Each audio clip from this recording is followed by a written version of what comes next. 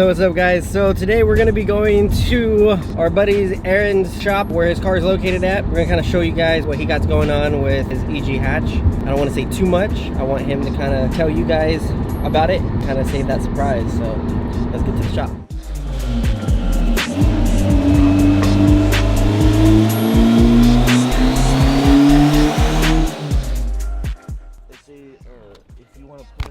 You gotta pay or some shit like that. Oh yeah, that's definitely true. It's not fun when you gotta spend a lot of money to outrun one of your good friends, but it'd be like that. Carbon fiber. GPR versus GPR. How light are they? Oh my. Yeah, literally. So the thing about these is you can put on the D16 or GSR. You just gotta figure it out. The only thing that's going faster is money, dog. Yeah, this thing's gonna be pretty sick though once it's done. When? I don't know. Hopefully soon. Parachute for some fun time.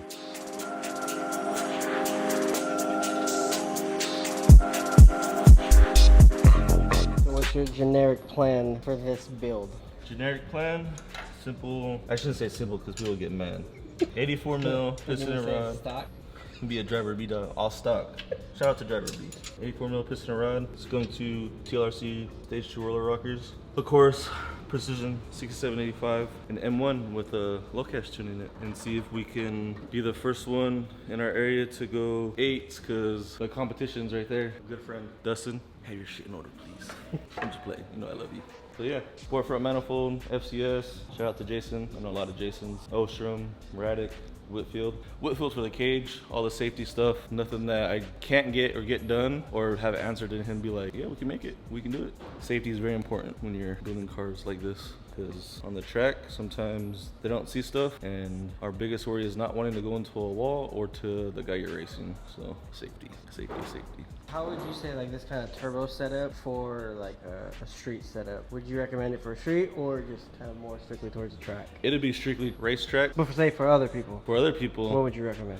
depends what you want to do. You could have a cool top mount with like a 64, 66 and make a bunch of power with a good tuner and have traction control. Or you can have a full race car and have a sport front and have a cool 3-piece front end and all the shebangs, but it's honestly what you want to do. But if you're going to be a race car, obviously sport front style. Street guy, top mount. The more, at least in California, the more sleek you can be. Yeah, that's true. Yeah, so. You could pretty much get away with probably driving something like this in like what, Texas or Florida maybe? Like maybe not get away with necessarily, but at least You're not gonna get looked at super weird and have the cop be like, yeah, we're gonna go after him. Yeah. Car cultures out here is really cool, but the sheriffs don't like us.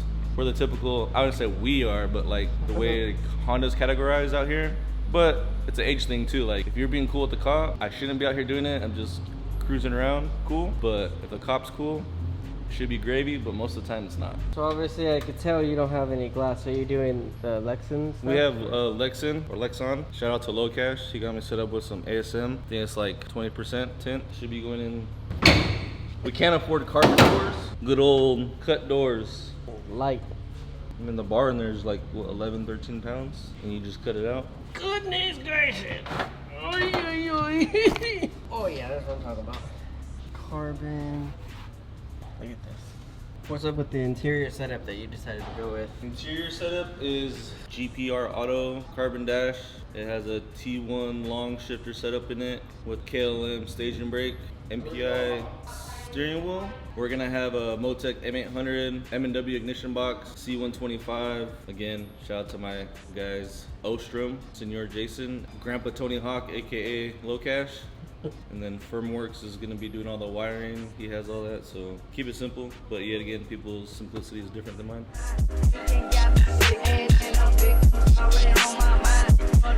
For the longest amount of time that I've wanted to do something similar to this, probably more or less have a street setup, just so I have the option to be able to go from street to track. How would you say if you have a street car but you want to be able to take it to the track, how much different of prep would you say you would need? Because if you're trying to build a street car but have an idea of taking it to the track, should you build it strong enough obviously to be able to withstand the track, so on the street kind of like overdone in a sense? Usually you want to build for overkill. It depends how deep you want to get into it. You can build a GS GSR, like a piston and rod. Good piston rod setup with like valve train, good turbo setup. Shoot for like 500 and have like super minimal, like, hey, like I need fuel, have an oil change, and good old spare axles.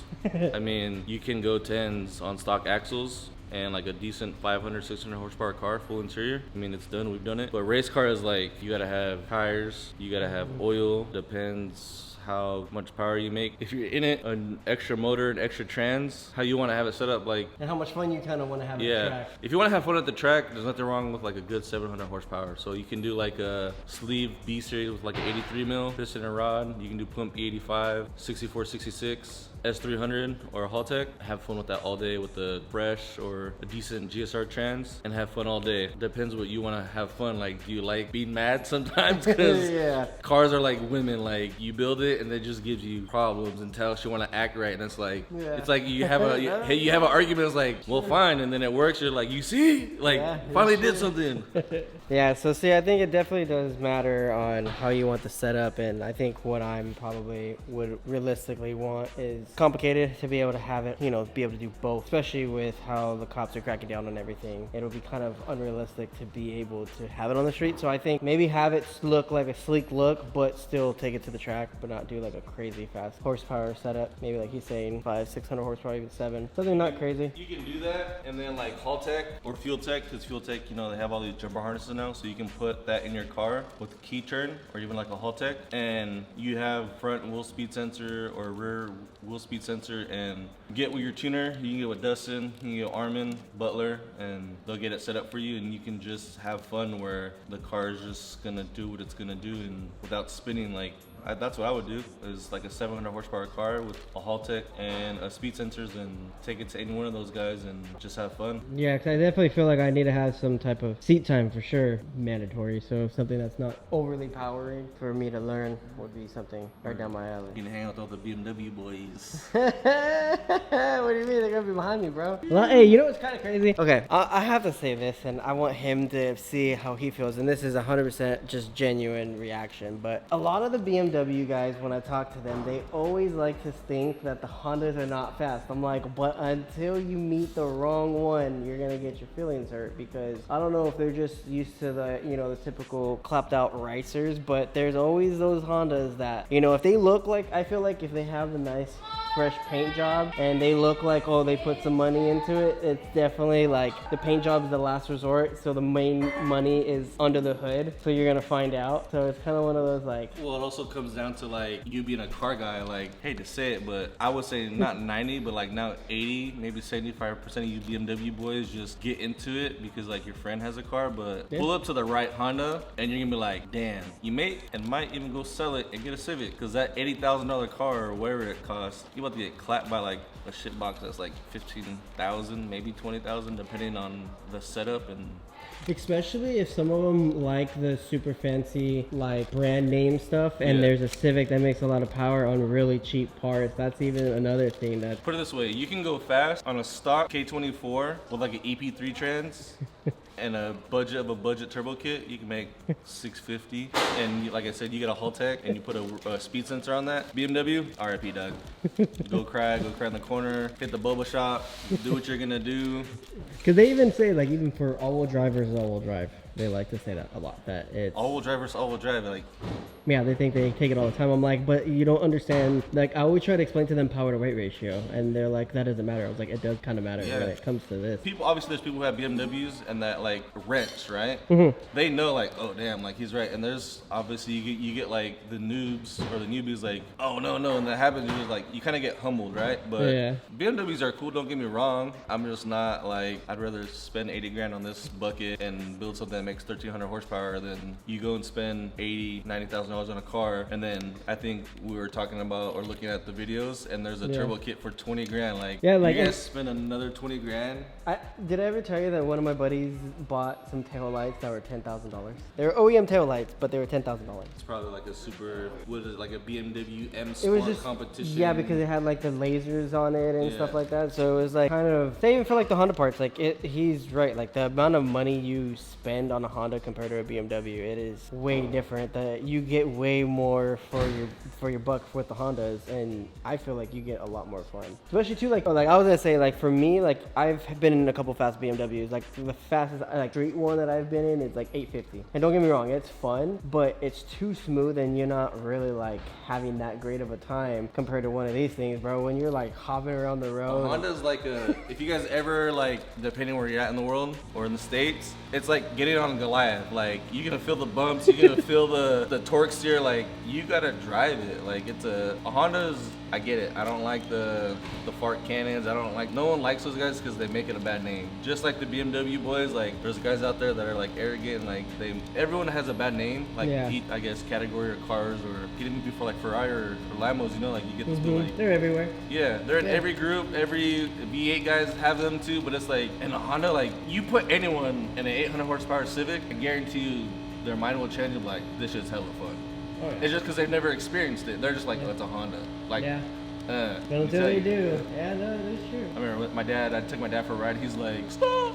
You're going too fast, stop! Like having a panic attack. I was like, nothing. Like, wait till the other car. BMWs are cool. I mean, I like them, but they're not like, they don't excite me like a Honda does. Honda has like every category or any, there's like JDM, there's the EDM or European, like people from Taiwan or Japan, like so many different styles. And it's like the list of parts can go on and on and on. It's like, yeah, I don't know. It just. Yeah, it's definitely different. Like, yeah, like even for myself, like I feel like it's a different type of of car. It's definitely like a luxury thing, you know. And like even for myself, like I wouldn't really see myself wanting to ever really do like a full like a F80 or like a G80 full built, like tear down the motor and spend that kind of dough, because it's just like at least for me, just I think it's just a biased opinion, because obviously starting out liking Honda first, then going to BMW, it's just like if I really had to like, all right, we're spending that dough, I'm gonna put it towards the Honda, because I would have a BMW be stock, put some wheels, have it be a nice like daily, you know, like a date car or something. Yeah, like have a nice tune on it and it be quick, you know, maybe like the 850 where it's like still drivable on the street, but like not like a full something like You can cruise it, and then if like a scat pack pulls up or something, you can have a little bit of fun without being crazy with it. Yeah, because I mean, if you got it, cool. Like I said, it goes back to buying an $80,000 car or whatever the price point is on those, and then you're gonna spend another. Don't kill me in the comments or whatever, but like I don't know if it's on a handheld tuner or JBR4 or whatever it is. Like do an ECU and then to do turbo upgrades and then all that, like it just gets ridiculous where you can, hey, like find some old lady on Craigslist or offer up like, oh, I'm selling my Honda Civic, and then you just go, you can do the basic, get a D2B kit and put a mild turbo on it, make 300-400 horsepower, and you'll have the most absolute fun you'll ever have. I'm gonna drive this more than the Beamer. And Beamer's like, oh, if you have a girl or whatever, like, hey, let's go on a date, like of course you're gonna take that out, like, yeah. But then when you want to be a ratchet on the weekend with your friends, like you about to pull up in this and be like, have a laptop in it. How about that? Yo, Aaron, what's up with this one? It's my boy Dustin's car, chasing 8s. Hey, Dusty! He's a local Honda tuner, LS tuner. What green local do we have here? What's up with your car? This is Dustin. If you don't know, Spearmint, not Dyno, not Rhino. It's Spearmint Dyno. So this is Dustin's car, local tuner for Civics, LS's. Man, you got me at the worst time. Whatever it is. On the spot type of thing. Fucking no hat at least. Whatever. We're chasing 8s. Yeah. What is it? A dark block. It is a dark block. I'm gonna go with the dog box of some sort. PPG. See what I should have did to know we've done this long enough. I should have started with the $9,000 transmission and built the whole car around it. Yeah. But this fucking shit just fell out of the sky and fell in our lap, so we ended up with the chassis first. So that set it off. It always ends up like that. So I'm going 8s for non-playing. One of us is going 8s in the area, whether it's me or him. It's still gonna be cool because it's friendly competition and we always help each other. So it's cool that my fab guy works for them. So hopefully high horsepower cars gonna have fun, go to the track, or one goes to the track, we'll both be there. So chasing 8s. chasing 8s. I don't know what we're doing, but fuck it, we'll get there. We'll get there. yeah, You get there. baby steps. Yeah, that's it, man. So, your computer, what are you running? Fuel Tech? Yeah, 1500. 1500 Yeah, Fuel Tech? I'll take. We'll do everything like everything you're supposed to have, like the slipper clutch, everything to try to go fast. And if we use it, we use it. If we don't, we don't. But the more things to grab data on our end, and then to see what's actually helping us and not helping us, is mostly. I mean, that's the name of the game. As much data as you can. I know there's a bunch of people have their ways of doing it, but I gotta find my own way. You take what you hear from everybody else and then find your own way, navigate your own You gotta path have and do a it. good recipe. Yeah, and you'll find it, you know, but you need data. You can get your data, and then as long as your driver, see, I'm gonna drive this motherfucker. It's hard when you're trying to tune a driver though. You tune around a driver who swears they're not lifting, and you're like, well, what's the fucking data say? You're talking about that guy, We're- Blacksmith? I'm sorry, don't. Yeah. You make the most horsepower, but you have the slowest time, dog. We still love you. But you know what I mean. So yeah, try to get everything on there, and we're gonna do. I'm gonna start with see how far vacuum will get us as far as for boost control. Yeah. Before we have to like bump to some kind of like gas, CO2 or some shit. Yeah. I'm gonna see how she does. And then kind of go from there, man. That's all, folks. See you there. Your kids draw all over the car.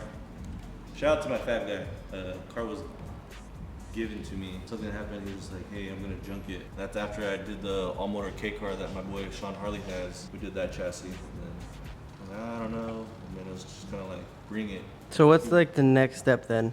The next step would be Chris's manifold. He's gonna clean up the intercooler because it's cool to buy new stuff, don't get me wrong. It's nice, but the team on part is a lot of his old stuff from his old setup before he did his new manifold and all that. We're just going through it, cleaning it up. Obviously the turbo and the intercooler sit a little too close, so we have to cut one end tank off, readjust it. He has to make the new charge pipe for it, weld the mounting tabs to the weight plate, up pipe, and so it'd be the hood exit, wastegate, and then Lexon. So he's gonna make the tabs, and then we're gonna rivet the other ones in. But other than that, it'll go to the body guy, Jose. But there's a few people I want to say thanks. Joe, Mike over at High End, both Jasons, Whitfield and Ostrom, and then just the guys that have been rocking with me since 10 years ago, doing street racing stuff, that still support and still want to lend a hand, because without having hands being lent, I mean, even the smallest, like saving $20 goes a long way for other parts. So you just gotta do right by those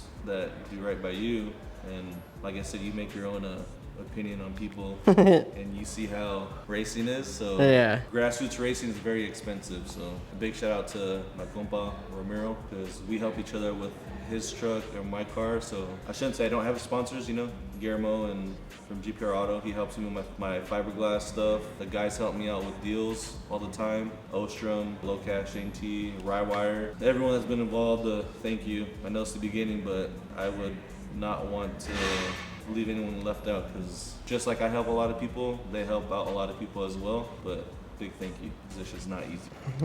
Rough. So this is pretty much going to be a wrap for this video. Stay tuned because we will be keeping up with this build. I love Hondas, and it's just one of those things to be able to see something built to this spec, especially right in front of me, is really cool. I get to learn some stuff along the way too, be able to get you guys some cool content, bring some talent out of the 805, because the 805 has some talent that comes out all the time, and it's not going to stop. So we're going to keep bringing the heat off from the 805. Thanks, Aaron. Appreciate you, bro. Always, my man. Follow G-Vision, dog. Don't be a hater. Quit hating. Appreciate. Thanks, bro. All right. Till next time, guys. Later.